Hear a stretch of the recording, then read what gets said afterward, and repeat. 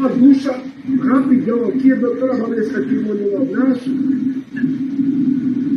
Eu quero agradecer muito a doutora Vanessa, quero agradecer um seguidor nosso que esteve lá dando muito apoio, que é o Sidney Teixeira, que ajudou bastante a gente. Ele foi lá para me conhecer, foi emocionante, porque ele chegou a ter lágrimas nos olhos quando ele apertou minha mão.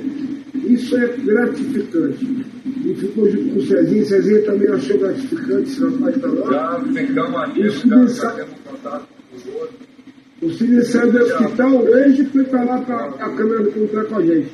E foi uma peça importante, porque ele trouxe um rapaz que trabalhava no Senado, que é do PDT, e quase que a gente conseguiu ter uma reunião com ele. Faltou pouquinho. Se fosse um dia antes, eu teria conseguido. Enfim, gente, eu vou encerrar por aqui.